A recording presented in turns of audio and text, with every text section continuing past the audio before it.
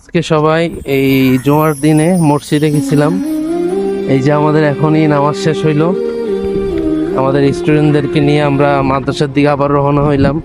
আলহামদুলিল্লাহ, আজকের নামাজটা পড়ে খুব প্রশান্তি পেলাম মনের ভিতরে। কারণ হচ্ছে তেলাওয়াতটা যা সুন্দর ছিল, আল্লাহ পাক রব্বুল আলামিন আমাদের ইমাম সাহেব হুজুরকে আরও হায়াতে তৈয়বা ইমানে জিন্দেগি দান করুক এবং তাকে যেন আরো উচ্চ মাকামে যাওয়ার তৌফিক আল্লাহ পাক রব্বুল আলামিন দেন।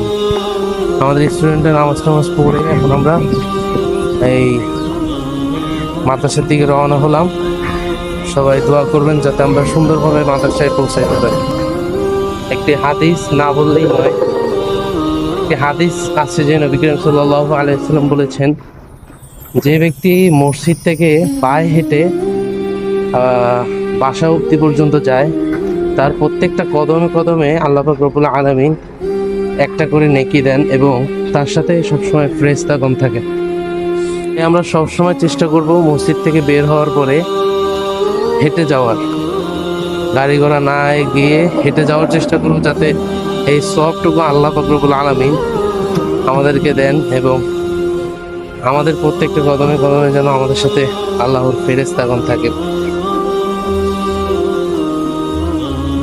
জাযাকাল্লাহু খাইরান। আমরা মাদ্রাসায় পৌঁছাই গেছি, এখন আমাদের স্টুডেন্টরা সবগুলো একজন একজন করে ঢুকবে। আসসালামু আলাইকুম। আসসালামু আলাইকুম। আসসালামু আলাইকুম। আসসালামু আলাইকুম। আসসালামু আলাইকুম। আসসালামু আলাইকুম। আসসালামু আলাইকুম। আসসালামু আলাইকুম। আসসালামু আলাইকুম। আসসালামু আলাইকুম। আসসালামু আলাইকুম। আসসালামু আলাইকুম। আসসালামু আলাইকুম।